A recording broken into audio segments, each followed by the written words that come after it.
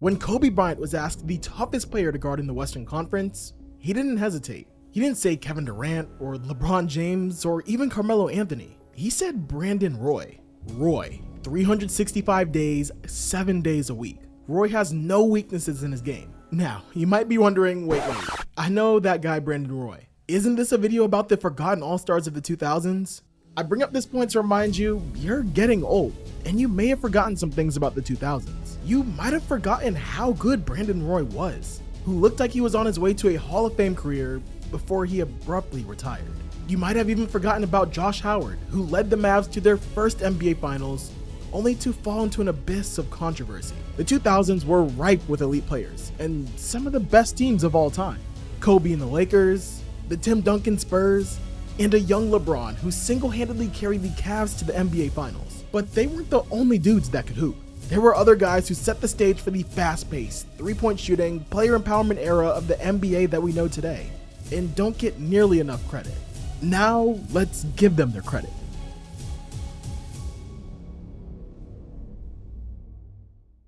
You might have forgotten about what happened to Stephon Marbury after he was pushed out of the NBA and found peace far away. The last time you saw Stephon Marbury or heard from him, he might have been eating Vaseline. No, that isn't a joke. Take some Vaseline and swallow it. That's how dark things got for this former top pick.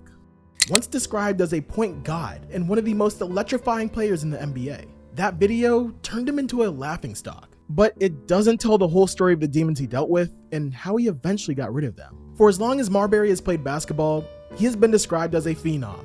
Starberry, they called him. He came from a family of 5 brothers, all college players and well known in New York City. And Stephon was the best. And now there is the latest, brightest shooting star, Stephon Marbury. They talk about him on the basketball court the way they must have talked about the young Mozart in the court of Vienna. The expectations were high, even before he finished high school. He was a character in a famous book, The Last Shot, as a freshman. Spike Lee's movie, He Got Game, starring Ray Allen, was even thought to be inspired by Marbury. He was McDonald's All-American and one of the country's top recruits. He committed to Georgia Tech, where he earned 3rd team All-American as a freshman. He was drafted 4th overall by the Minnesota Timberwolves, teaming up with another young superstar, Kevin Garnett. A superstar point guard and a defensive-minded athletic forward under the age of 21. They seemed primed to complement each other for years to come in a market that traditionally had little to cheer for. In Marbury's rookie year, he led the Wolves to the franchise's first playoff appearance ever. But after 2.5 seasons, the dream duo fell apart. Marbury demanded a trade. Some wondered if he wanted a bigger, flashier, and cooler market, and others said that Marbury thought he was, simply put, better than KG and deserved more money. But Marbury said none of that was true. He just didn't like living in Minnesota. And then we go to Minnesota, it's great playing. But now I'm 19 years old and I'm living where there's 6% black people and it snows, it's 10,000 lakes, it's cold, it's like 40 below every day in the wintertime. It's safe to say here, there were some bitter emotions in the aftermath. Just ask Kevin McHale, who worked in the Wolves front office. Quote, "I guess loyalty and some other words are long forgotten in our league. I can't stand that attitude." End quote. Yeah. He was traded to New Jersey and later Phoenix. With the Nets and Suns, he had some of his best individual seasons. And don't forget, this man could ball. Across 4 years, he reached 2 All-Star games, averaging more than 22 points and 8 dimes per game. All of this by the age of 25. It was never a quiet 20 with Stephon either. It was flashy, blow-bys, crossovers, and wild airborne finishes at the rim. In 2004, he was traded again. However, this time, it was to his hometown team, the New York Knicks. There was hope that Marbury, fresh off his 2nd All-Star appearance, could lead the Big Apple to its first championship in 3 decades. He scored nearly 22 points per game in his 2nd season with the team, and in 2006, started his iconic cheap sneaker line, Starberry. But that didn't last for long. He beefed with his head coaches and teammates, and he had to testify in Isaiah Thomas's sexual harassment case, where he admitted to having an affair with an intern. Few wins followed, and New York fans booed him regularly. He was considered the most reviled athlete in New York. By the end of his Knicks tenure, he lost his starting job. The Knicks asked him not even to show up to games. And when 2008 rolled around, they bought out his contract, leaving nearly $20 million on the books just to get him away from their team. He spent another season in Boston where he played with the Big Three. He had a minor role, averaging less than 3 points per game. And that's when it all came to a head. In 2009, he recorded on a 24-hour live stream where he ranted incoherently, poured water on himself, and ate Vaseline to treat a sore throat. People ridiculed him as crazy and unhinged, but there was actually a lot more going on under the surface that they didn't know about. His beloved sneaker company had gone under. Multiple people in his life had died, including his aunt, childhood coach, and his father, who had shepherded him into the game. He was depressed, or I should say suicidal.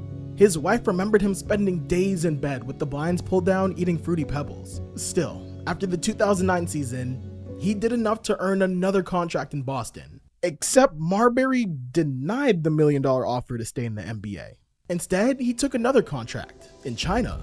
A player of his stature had never done that before, leaving the NBA for the Chinese Basketball Association. But for Marbury, he needed something new. And this ended up being the best decision he made during his basketball career. We finally land in China. I'm welcomed by about 5,000 people. For a person who is depressed, to be able to be greeted the way how I was greeted, it was just amazing. He spent 9 seasons in China, including 6 with the Beijing Ducks. In his first year with Beijing, catch this, he averaged nearly 34 points per game across the playoffs. He led the team to its first title, defeating the powerhouse 7-time champions, the Guangdong Southern Tigers. Then he won another championship, and another. I can't even express how I feel right now. It's the best feeling in the world. It's the best feeling in the world. Okay, back to the red room. More importantly, he found peace in China. The people have done so much for me as far as helping me rebuild my spirit and my soul and allowing me to be able to move forward in a life. It's not just about basketball. This is home for me. He became a national cultural hero in China, according to The New Yorker. A musical was made about him, a statue was erected in his name. Quote, "No overseas second act has done so much to change a player's perception among basketball fans," The New Yorker wrote. He retired from basketball in 2018, but he didn't leave China. In 2015, he got citizenship there, splitting his time between China and the States.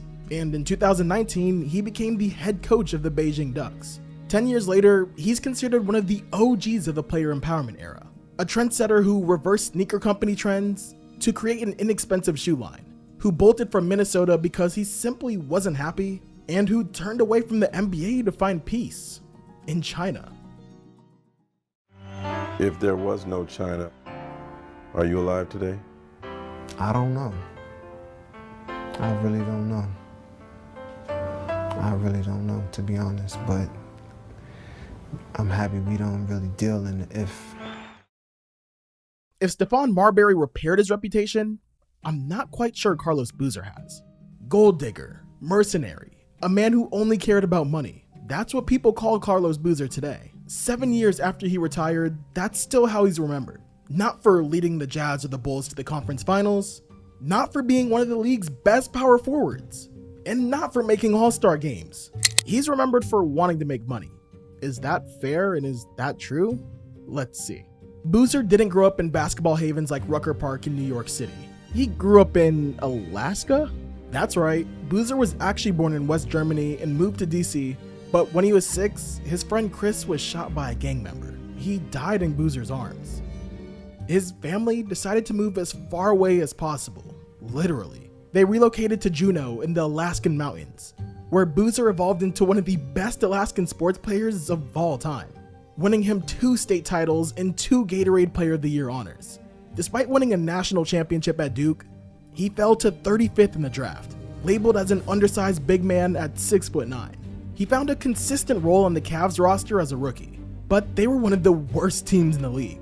And Boozer made some controversial comments about a potential #1 pick starring in nearby Akron, LeBron James. We have better players than him in his position already on our team, bro. His potential is probably, the sky's the limit for him, though. But when LeBron joined the Cavs the next season, well, you know what happened. he elevated the franchise to new heights. But what you might not know, his first co-star was a young Boozer, who averaged 15 points and 11 rebounds in his sophomore year. Oh, me and him have talked about it. If we stayed together, we probably would have won 1 or 2 championships before. He may never have ended up going to Miami, right? After the 2004 season, the Cavs let Boozer out of his rookie contract, with plans to ink him to a 6-year, $41 million deal. Or so they thought. They were wrong. Dead wrong. Other teams quickly swooped in, and before the Cavs knew it, Boozer was off to Salt Lake City for 6 years and about $70 million. Cavs fans hated him, but Boozer said they misunderstood the circumstances. Quote, "The league was getting indication that there was 4 other teams that were offering me $70 million plus." He later said, "So if I would have resigned, they would have immediately known it was tampering." End quote. This was the first incident in multiple money-related controversies that Boozer would find himself caught up in. Don't hate me, but maybe it was the right decision. First off, I'd take an extra $20 million in a heartbeat, no questions asked. And it wasn't his fault that the Cavs made the decision to let him out of his deal in the first place. Plus, he had some of the best seasons of his career in Utah. He would team up with a young Darren Williams, earning back-to-back All-Star appearances, and finishing 9th in MVP voting in 2007, averaging over 20 points per game with 10 rebounds. They had a lethal pick-and-roll duo, probably one of the best in the NBA at the time. Boozer was the team's anchor, a skilled finisher, with the strength to score from the post and finesse to hit turnaround jumpers. And for the first time in his career, it translated to wins. In 2007, he led the Jazz to the Western Conference Finals, the last time the franchise has made it there, which included an upset victory over the Yao Ming and T-Mac-led Rockets. In Game 7, Boozer had one of the most dominant performances of his playoff career, averaging 25 points, 14 rebounds, and 5 assists on the 7'5" Hall of Fame center. What a play by Matt Hoffman. Boozer going at Yao, and a foul, yes! It was the furthest Boozer made it with the Jazz, who just couldn't seem to win in the playoffs when it mattered. We didn't have the size, I thought, to contend with some of those teams. You know, we could beat Denver, we beat Houston with Yao Ming and T-Mac, but for some reason the Spurs and the Lakers had our number. Obviously, Tim Duncan and Kobe Bryant. Controversy continued to dog him. He missed more than half of the 2009 season, criticized for being an overpaid player who was inconsistently available. Some questioned his effort and wondered whether he was just sitting out games until his next big contract. And his name lived in trade talks. I don't think anybody's name in the NBA was on that website this summer more than you, but you're back with the Utah Jazz. What's your mindset entering the season? Oh, I'm excited, man. I know it was a busy summer, a lot of speculation with trade talks, what have you, but the bottom line is I'm here, happy to be back here. Still, he had no problem letting reporters know about his future in Utah and where he'd rather be. Literally, he told a radio station that he didn't want to play for the Jazz and he wanted to be in Chicago. Crazy, right?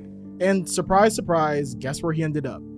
Oh, you guessed it, the Chicago Bulls. Boozer signed a 5-year, $75 million contract and teamed up with another elite young superstar, Derrick Rose. Boozer flashed signs of the player he once was, averaging over 17 points in his first year, and leading the Bulls to the conference finals before falling to LeBron and the Heat. The team was elite when Rose, Boozer, Dang, and Joakim Noah played together. They were title contenders, no questions asked. Bulls, since they trailed by 25. Boozer with a step and score. It wasn't long before some Bulls fans turned on him. For all of his offensive talent, he was played off the floor because of his lackluster defense, often replaced by the upstart Taj Gibson. And the team, for all its potential, never reached the NBA Finals. Many saw Boozer as, you guessed it, overpaid for what he offered. Decent scoring and rebounding, but not a whole lot else. Maybe injuries and age caught up to him, or maybe it was effort issues. But whatever it was, Chicago did not like the man. Think like Tobias Harris in Philly, but 10 years ago. After 4 years with the Bulls, he spent an unmemorable year with the Lakers before playing in China and then the Big Three. Since retiring, he's worked as an analyst for ESPN and recently wrote a memoir. His twin kids, Cameron and Caden, are 2 of the most highly ranked high school prospects in the country. Looking back, it's frustrating to see how much hatred clouds Boozer's legacy. Honestly, a lot of it's unfair. If you want to make more money, be my guest. Forgotten is how he helped elevate some elite young players like LeBron, D. Will, and D. Rose. And it's forgotten how elite he was himself with the Jazz. Guys, fall is right around the corner, so you know cuffing season's on the way. While having an always clean edge up like Carlos Boozer will help you get dates, having a nice edge up in the low post is gonna keep those dates coming back, if you know what I mean. And the sponsor for today's video, Manscaped, is here to help with that. The affordable men's lifestyle brand that has brought confidence to over 10 million men worldwide to help men's grooming in the low post. Today, they hooked me up with the Performance Package 5.0 Ultra, which comes with the new Lawnmower 5.0 Ultra, with dual skin-safe blades to give you a smooth, close, and effortless cut. And to complement your shave, they gave you the Crop Smoother Aftershave Lotion and Crop Preserver Deodorant for your frijoles, leaving you smelling fresh daily. And for my more hairy individuals, they have the Weed Whacker, the perfect go-to product for those annoying nose hairs and ear hairs. Now, my favorite part is actually how simple and how portable all of this is. Both devices are waterproof, so I can use them in the shower. And they both charge with USB-C cables, which is like the universal charging cord nowadays. Transform your personal care routine by visiting manscaped.com and using code LOCKDOWNK. You'll get 20% off, 2 free gifts, and free shipping anywhere. It's an investment in yourself that pays off because, like I said, while a clean cut upstairs might get you the dates, a clean cut downstairs keeps them coming back. If you are ready to keep those dates coming back, then get your hands on the Performance Package 5.0 Ultra by going to manscaped.com/lockdownk and by using my promo code LOCKDOWNK at checkout. Again, you'll get an extra 20% off your entire order, 2 free gifts, and free international shipping. Again, that's promo code LOCKDOWNK at checkout on manscaped.com. Now, back to the video. Talk about forgetting an elite player, because there was never a player that was so good. Brandon Roy, my boy, was unbelievable talent. Kobe was my guy. And when I would watch them two go against each other, it was like, I ain't never seen someone compete like this against Kobe. Like, you couldn't do with him. And disappeared so quickly. We right now are covering a basketball tragedy. Brandon Roy, after just 5 years in the NBA, forced to retire. For a 2-year window, Brandon Roy was one of the best players in the NBA. By 25 years old, he was top 10 in MVP voting and a second-team All-NBA pick. He was an elite 3-level scorer who could drop buckets from anywhere on the floor at any time. They called him the natural for a reason. He could erupt on a dime for 30 points, 40 points, and even 52 points. Back to Blake, to Roy, three-pointer for the lead.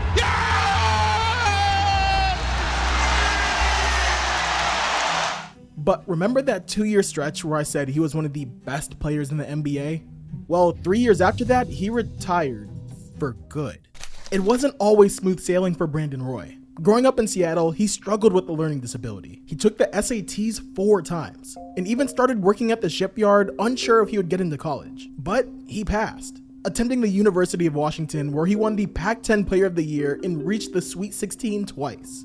He was picked 6th overall, joining the Portland Trail Blazers in the same draft as LaMarcus Aldridge, who went 2nd. From the moment Brandon Roy stepped into the NBA, everyone knew that he belonged. Just watch it for yourself.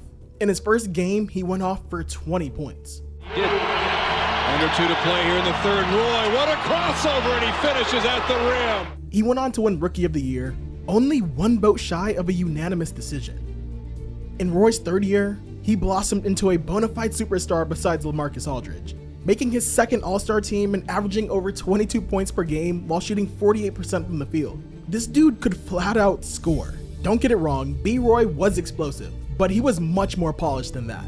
He'd blow by you for a layup and then hit a smooth pull-up on the next possession. He'd post up little guys and then fire away fadeaway step backs from downtown. You name it, B-Roy had it. That's a bad boy. And, I think making it the 2nd time just kind of solidifies yourself in terms of being one of the great boys. High IQ basketball player, understands his size, understands his pace and tempo. I mean, he's ahead of his time. But even then, the injury bug was starting to pile up every single year. 2 games into his rookie season, he already had a heel impingement, then an ankle injury. Then he had a medical procedure to remove cartilage from his left knee weeks before the 2008 season. It didn't matter. The Blazers reached the 2009 playoffs, where Roy, surprise, surprise, took his game to a whole new level. Playing against the Yao Ming-led Houston Rockets, he dropped 42 points in Game 2 and averaged about 27 points in the series. They fell in 6 games, but it looked like a big 3 was brewing in Portland, with Roy, Aldridge, and Greg Oden. Roy was awarded a 5-year extension the next year, but once again, injuries hit. He had a meniscus tear late in the 2010 season that required surgery, and it looked like he would miss the playoffs. And then he came back 8 days after surgery. Yes, 8. And Brandon Roy will enter this game and listen to this crowd.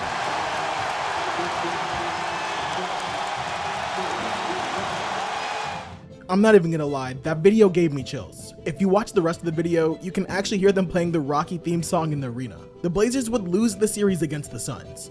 And unfortunately, Roy just didn't look like himself, averaging under 10 points per game. Years later, some blamed the Blazers for bringing him back too soon, and maybe contributing to his early career retirement. When he returned the next year, he got off to a decent start, averaging nearly 17 points per game when the All-Star break came around. Then, in January, he had to have surgery on both knees. By this point, things were bad. After 6 knee surgeries dating back to high school, his knees were now bone to bone.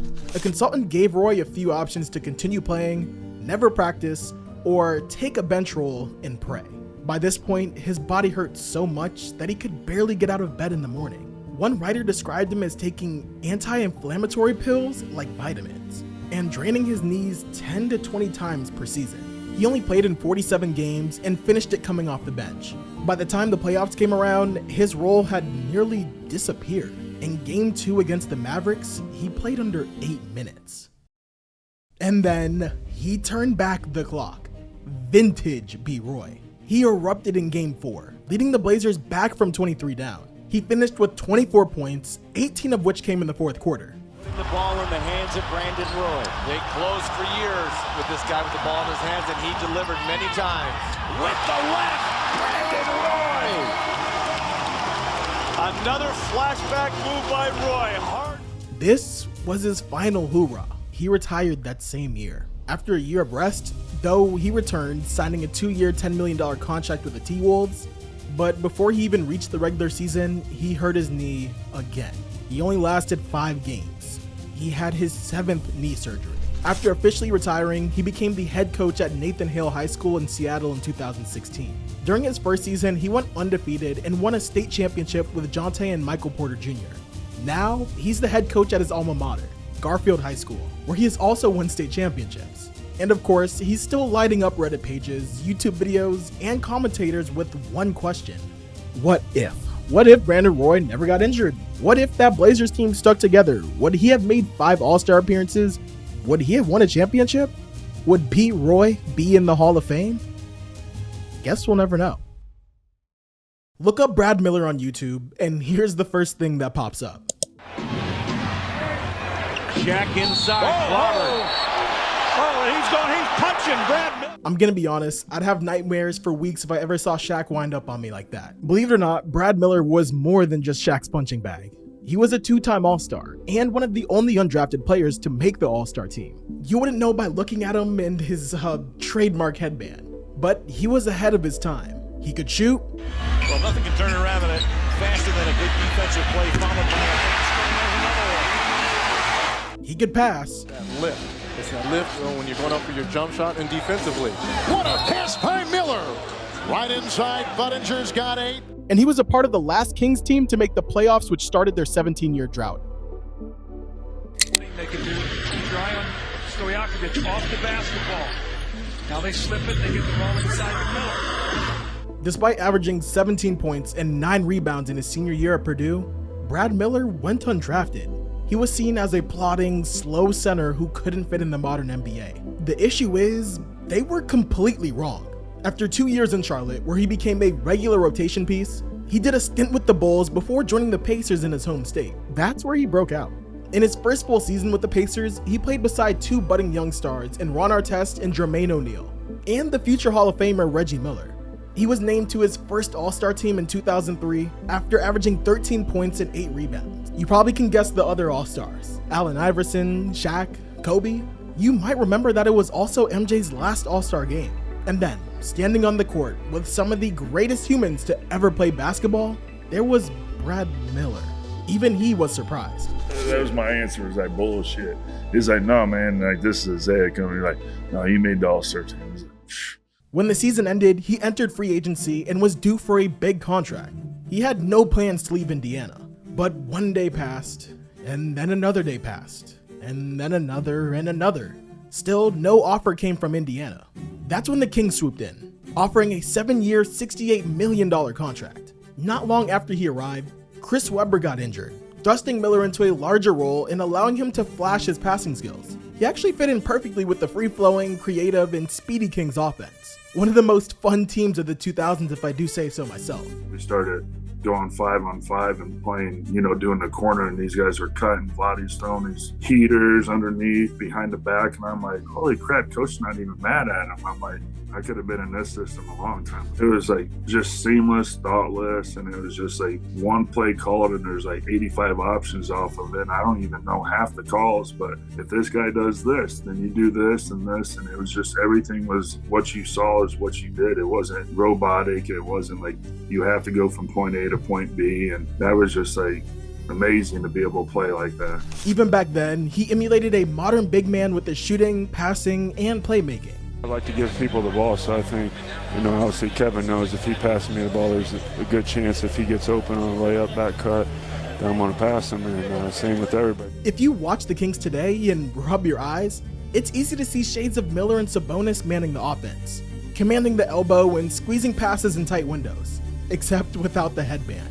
In his first year with the Kings, Miller averaged 14 points, 10 rebounds, and 4 assists, earning back-to-back All-Star appearances. And the Kings, yes, the Kings, made it to the second round where they took Kevin Garnett and the Timberwolves to 7 games. In his next 4 years with the Kings, Miller would never be able to replicate that same individual success. But he was an integral part of the 2000 Kings teams alongside Peja Stojakovic and Mike Bibby that made, believe it or not, 3 playoffs in a row.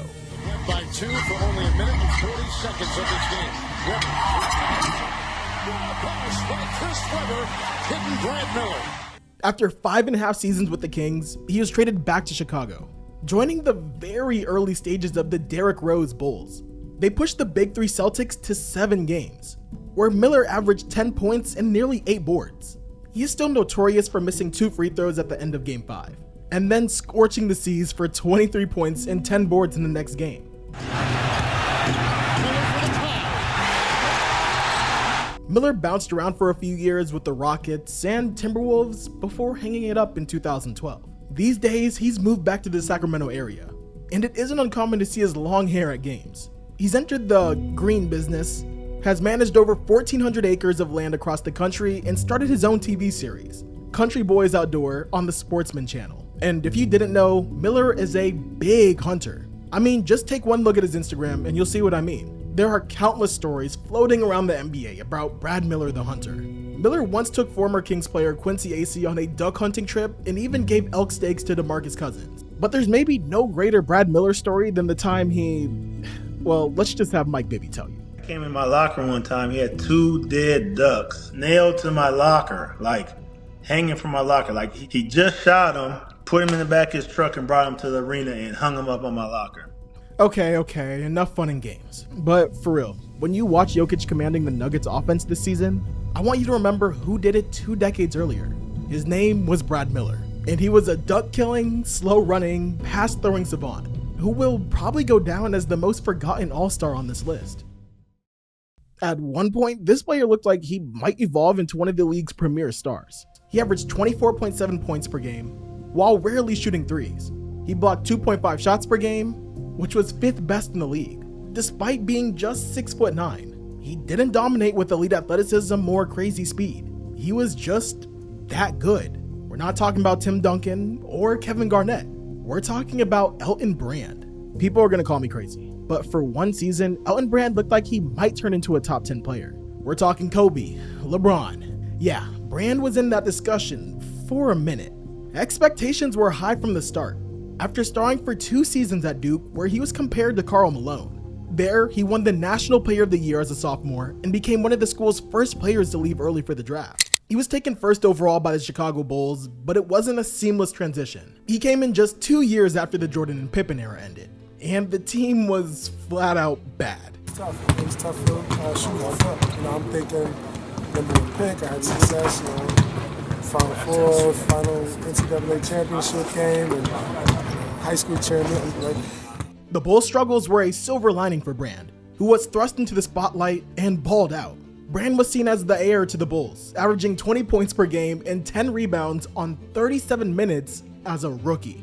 But after his second year, his Bulls tenure ended. He was traded in a surprise deal to the Clippers for Tyson Chandler and Brian Skinner. Yeah, well, we know that it didn't really work out for the Bulls. But for Brand, he was just excited to win. You know, it's LA, fun in the sun. They got Lamar Odom and my boy Corey Maggette and, you know, Quentin Richardson, Darius Miles. They're having a lot of fun. And, you know, I'd rather go there. And he's like, yeah, wow. To the Clippers? They don't pay anybody. Why would you want to be with the Clippers? And I said, you know, we'll deal with that when that time comes. The trade paid off. Those Clippers teams were young and electrifying. Just take one look at this slam cover. But it just never quite clicked. They were abysmal, a laughingstock of the NBA. By the time 2005 rolled around, Brand's 5th year with the team, he hadn't made the playoffs once. And the Clippers hadn't had a winning season in 9 years. Maybe it was because Elton Brand didn't have many strong supporting players around him. Or maybe it was because he just wasn't elite enough to carry a team. But the Clippers, who were allergic to spending money under Donald Sterling, bet on Brand. They gave him a 6-year, $82 million contract, the most Sterling had ever awarded a player at the time. Finally, in 2005, the Clippers pieced together a good team, pairing Brand with a legit veteran co-star Sam Cassell, who had 2 championship rings himself. And guess what? Brand transformed from a star to a superstar. We already went over his stats earlier, but man, Brand could hoop. And as I said, he wasn't dominating with his height or strength. He had great touch around the rim with a 7'5" wingspan that could tower over defenders for hook shots and create space for a mid-range. Despite being 6'9", he was an outstanding rim protector who seemed to pop out of nowhere to block shots. And the Clippers, they weren't just good. They were fun to watch, an underdog team led by their undersized center who had a motor that never seemed to stop. They took the 7 seconds or less Suns to a Game 7, a series where Brand averaged 31 points on nearly 60% shooting and an insane 3 blocks. It was the only playoff appearance for Brand as a Clipper. That's because the big number 42 in there right there wearing this red jersey. You got no answers for him. Brand, he is unbelievable. 15 of 18, Elton Brand. In his final year with the Clippers, he suffered the death sentence for many athletes, an Achilles injury. Despite the injury, the Clippers thought he would resign to play with his buddy Baron Davis. But instead, he left LA to sign a major 5-year, $82 million contract with the Sixers. Philly had a lot of strong role players: Lou Will, Iggy, Thad Young, and later a young Drew Holiday. But they were desperate to find a star. The thing is, Brand wasn't a star anymore. Sure, he could still pin defenders under the basket and had a reliable mid-range, but he just couldn't do what he once did. He wasn't blowing by guys or skying for block shots. They called him the old school Chevy for a reason. Still, he anchored some really solid Sixers teams that were tough and gritty and punched above their weight. People forget that they pushed the Big Three Celtics to 7 games in 2012. After the Sixers, he stuck around for a few more years, even making the conference finals with the Atlanta Hawks. In 2016, he retired after 17 years in the NBA. 2 months later though, he returned to basketball. This time, he traded his jerseys for finely tailored Italian suits in the front office. 2 years after working as a player development consultant and a G League general manager, and he was named the GM of the 76ers. I know how passionate these fans are. I lived here over a decade. My kids were born here. I played in this city. So I understand what the expectations are. I look forward to driving us to that championship and being a part of that program. His tenure as the head shot caller was short, but in classic Sixers fashion, it was full of highs and lows. He engineered the best team of the Embiid era when he traded for Jimmy Butler. A team that was just 1, 2, 3 bounces from possibly winning a title. But he also, and let me give a trigger warning to Sixers fans, gave Al Horford a 4-year, $109 million contract. Then he gave Tobias Harris a 5-year, $180 million contract and let Jimmy Butler walk. Did you forget this? Cause Jimmy didn't. Tobias Harris over me? In 2020, Daryl Morey was hired as the president of basketball operations. Though Brand is still the GM, it's more Morey who is seen as the face of the front office. If you ask Sixers fans, Brand could be the worst GM they ever had. But he was also dealt a bad hand in the aftermath of Burnergate. A number 1 pick who forgot how to shoot, and another number 1 pick who refused to shoot. It's not much different than how people feel about his own NBA career. uncertainty. Was he a Hall of Fame player before the Achilles injury, or was he just a solid number 2 scoring option masquerading as the go-to guy? When we think of the really good Mavs teams of the Dirk era, we think of J. Kidd, we think of Steve Nash, we think of Jason Terry in the headband. We rarely think of Josh Howard. But before the Mavs got a ring, it was Howard who thrived as Dirk's sidekick. An athletic wing who could score in bursts, who could straight lock up on defense, and who brought toughness every time he stepped on the floor. But no one ever talks about Howard as one of the best all-stars of the 2000s. Maybe it's because of the injuries, or maybe it's because of the controversies he stirred up off the floor. You don't need to remind Josh Howard. Quote, "I've had the worst of the worst, man," he told Grandland in 2014. "I've just never let that define me. I say everybody's got a story. It's what you do with that story that defines a person," end quote. After blossoming into the ACC Player of the Year at Wake Forest, Howard fell to 29th in the draft, where he joined the Mavs team with Dirk and Steve Nash. At first, Coach Don Nelson told Howard that his role was simple. He did just that. I never forget one day in practice, he said, the reason why the rookie's playing is because he rebounds and plays defense. And when he said that, it was like a light bulb went on. Developing into a starter and averaging over 8 points to earn an all-rookie spot. After failing to make it past the second round for 2 years, the Mavs came together in his third season in 2006. Howard emerged as one of the Mavs' primary scorers, known for his mid-range pull-up jump shot, a smoothie floater, and a tough-nosed, gritty defender. He quickly became a fan favorite, always seen with that trademark headband. Quote, "If Nowitzki is German engineering, efficient, robotic, precise, Howard is a spontaneous splash of American ingenuity," wrote Richie Witt of the Dallas Observer. While his teammate gets the Dirk for MVP MySpace page, Josh is that underrated star, solid at everything, spectacular at nothing, with the really crappy nickname J-Ho. Or just ask Kobe. He's a problem. He's a problem because he's another guy that you got to really focus on, especially on that block, in the mid-post. You really got to pay attention to him, his offensive rebound capabilities, getting possessions back for his team. He's a problem.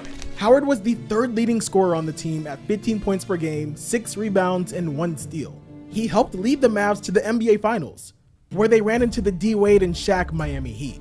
The Mavs, though, jumped out to a 2-0 lead before the Heat came storming back to win the series in 6 games. The next year, the Mavs awarded Howard with a 4-year, $40 million contract. He upped his average to nearly 19 points per game and 7 rebounds as the team cruised to 67 wins. But they ran into the upstart We Believe Warriors in round 1 and lost in 6 games. Now, granted, we ran into a hot-ass team in Golden State and they slapped the SHIT out of us. By then, Howard's off-the-court antics started making more headlines than his play. The sociology major had always been thoughtful and a fresh breath of honesty with the media, speaking out against the Iraq War in college, for example. But in 2008, it backfired. It started with a Michael Irvin interview on a radio show, amid Dallas's disappointing first-round loss to the Chris Paul-led Hornets.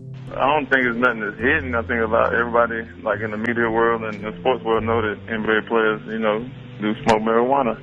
But, like I was saying to the guy, that has nothing to do with what I do as far as basketball. When I go out there and perform. That.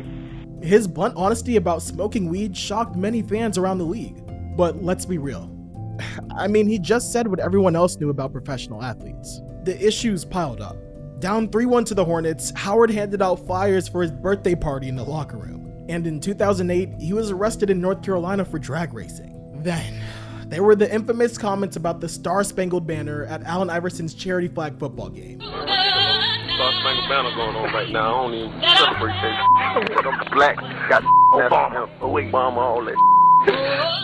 He was joking with friends, but the video went viral on YouTube. He received loads of hate mail, many of which were racist. Fans, political commentators, and sports media maligned him. Stephen A. Smith called him radioactive and, quote, the franchise's resident idiot, end quote. Just look at some of these headlines. And with these incidents the last few months, his whole persona there, I think, has been turned upside down. There's a misconception that moment ended Howard's career. It didn't. He played the next year and a half with the Mavs before he was traded to the Wizards mid-season in 2010.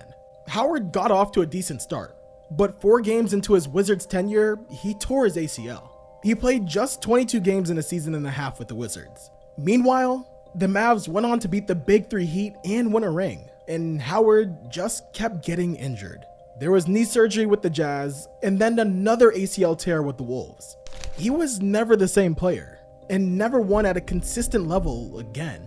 I regret I never got hurt. You know, that's the one thing that people kind of get misconstrued, especially with, like you say, the comments that I said back in my day, and they made it seem like that was the end of my career, which it wasn't, because I went on and played 5 more years after that. Right. You know what I'm saying? The regrets is having these 2 ACL tears, you know, and for those people who don't know, I basically had to learn how to walk and run again. After a few years out of the league, he was named the head basketball coach at Piedmont International University and UNT Dallas. Over 10 years after his career ended, he's still revered as a Mavs legend, the underdog wing who seemed to come up with every loose ball or take on any defensive assignment. Shoot, just ask Paul George. I don't know if people know who Josh Howard is. Outside of watching Kobe, outside of watching T-Mac, he was like the next player that I used to idolize growing up because he was a big wing. He could do everything. He could guard. You know what I mean? He was tough. But when you look up Josh Howard online, his controversies come up quickly, all because of a few headlines and 1 minute of viral clips. It's honestly ridiculous when, let's be honest, he didn't do anything harmful or wrong. This, for many players, has been frustrating and unfair. In the end, it overshadows who he actually was and what he accomplished as an all-star who reached the NBA Finals. The last image we have of David West is in a Warriors jersey. You remember when he won 2 championships, helping to anchor the Warriors' elite bench unit? West was the perfect role player, always in the right spot, always mean, and always ready to fire a mid-range jumper. Hey, if you played 2K in the 2010s, you knew. But we forget that this man wasn't just a role player, he could hoop. Okay, he wasn't Stephon Marbury with the flashy moves, or like Amari Stoudemire one-hand posterizing centers. But David West could get some buckets. Little right-hand hooks, Zebo-style bully ball. Nothing but cash mid-range jumpers. He had a lot in his bag. Baca leans in, now falls away. Bottom! Not only that, but he was one of the most interesting players in the NBA. Someone who played the tuba and raised his voice when Clippers owner Donald Sterling made racist comments. So I always felt free to speak my mind and state my positions on different things. And then... Why then do we forget about David West? West always flew under the radar. He wasn't heavily recruited out of high school, attending Xavier University. But it wasn't long before he emerged as a superstar. In his senior year, he was named the AP National Player of the Year, finishing 3rd on Xavier's all-time scoring list. Sports Illustrated dubbed him one of the 5 best college players of the 2000s. The Pelicans snatched him up 18th overall in the star-studded 2003 draft class that featured LeBron, Dwayne Wade, Carmelo Anthony, and 9 total All-Stars. At first though, West struggled to adjust to the NBA level, averaging less than 4 points in his first season. Everything changed when they got Chris Paul. Playing next to CP3, West blossomed into a star, putting up 17 points per game. People forget that those early Chris Paul Hornets teams really played a modern style of basketball, developing an offense centered around the pick and roll. West quickly established himself as one of the best scorers in the league. He was physical, tough, and would bully you down low. As said about 5 times already, but he was lethal from mid-range. Assassin. Cash, yeah. Cash. I knew I had assists. Boom, drop it right there. Over his 8 years in New Orleans, he earned 2 All-Stars and averaged 20 points per game in both of those years. When he left in 2011, he had played in 530 games for the Hornets, the most ever, cementing himself as a franchise legend. You know what I mean? We wasn't at dinner together every night or nothing like that, but we was just connected, right? And still connected. Like I respect D West maybe more than anybody that I didn't play with, and I love him to death. But that came to an end in 2011, when West became a free agent and signed with the Pacers. After an ACL tear and a back injury with the Hornets, he had lost a step, but he instantly shifted the aura of the Pacers, according to Paul George. Quote, "The second he got here, you got the feeling that this guy was going to be the one to really change this whole locker room. Change this whole team," George told USA Today Sports. He just brought an edge and a toughness. Real leadership the second he got here, end quote. Many still remember those Pacers teams that made 2 conference finals runs and nearly dethroned the Big 3 Miami Heat. They might remember PG's dunks or Roy Hibbert's blocks, but it was D West who held the team down. He could still get buckets then, putting up 17 points per game one season. But his impact, it actually extended much farther than the court. He was the team's steadying force and leader. I will always remember David West as a pacer. He had played great years with the Hornets in New Orleans and was an all-star in those. But when he came to Indiana, he elevated that entire team. And they missed him immediately when he left in 2015. We just, win, lose, or draw. D West was the guy that kind of just kept everything together. Hard to replace, huh? Yeah, it's hard to find. It's hard to find and hard to replace, especially when a guy does it so naturally. After a year in San Antonio, he went to Golden State, taking a minimum contract for a chance to win a championship. He joined the Warriors after their 73-9 season, lining up with Kevin Durant's arrival. No longer a star, West found his place as a solid role player, fitting in perfectly with the Warriors' high IQ, always moving, passing-centric offense. They won 2 championships with West as an integral part of the rotation. Putting together the right type of people, and that's what we did. David, you gave up a lot of money. I understand that. For this opportunity. Yes. But look, you can't take it with you. The Egyptians learned that. You can't bury and take the treasures with you. But to define West only through basketball does him a disservice. And he never wanted to be seen that way. Quote, "I'm not just going to be the typical NBA guy," West told the Indy Star. "I'm just not going to let myself become a part of that." End quote. West was also one of the most multifaceted players in the NBA that you didn't know about. Let's just read you a list. He was a first-chair tuba in high school and a master percussionist. West, whose father sold Black liberation books in New York City, read memoirs by Black Panther leaders on road trips. He was unafraid to raise his voice on social justice issues and spoke up when Donald Sterling was caught making racist comments. He even recently interviewed with Danny Haifong, a popular YouTuber who makes videos about geopolitics. Here's him talking about China. We are just dealing with something that, we've kicked the can down the field. We've tried to use these Red Scare tactics, and we've tried to, use the propaganda to keep nations at bay, but it's not going to work against a deliberately organized country like China. It's just not going to work. This quote from a Washington Post article maybe sums him up best. Quote, "He mean-mugged just about anyone, yet wore a grin while passing out turkeys to underprivileged families." End quote. After retiring in 2018, West helped start a new basketball league that paid college basketball players for their services. He's also still coaching AAU in his hometown, Raleigh, something he did while playing for the Pacers a decade ago. David West had a really well-rounded NBA career. He was a star in New Orleans. He anchored a gritty Indiana Pacers team that gave us some awesome playoff series, and he was the perfect complement to one of the greatest teams of all time. Salute to an underrated GOAT. The 2000s is one of the most underrated eras ever, and that's coming from someone who idolizes the 2010s. The 2000s, it lacked the GOATs like Prime Jordan or LeBron. It lacked the final showdowns like the Lakers Celtics or the Cavs Warriors. But in many ways, the 2000s combined the best things about the eras that came before and after. It was a beautiful hodgepodge of styles that we rarely see in today's fast-paced three-point centric NBA. Some teams were slow and physical, and other teams blazed down the court and threw alley-oop lobs. You can see it in these players. You can see the tough, hard-nosed basketball of the 90s in David West. But you can see the heliocentric passing big men of the 2020s in Brad Miller. These forgotten 2000s All-Stars paid homage to the greats that came before them. And they also set the stage for the greats that came after. And because of that, the diversity of the 2000s basketball, it was a rare era that's hard to compare to others.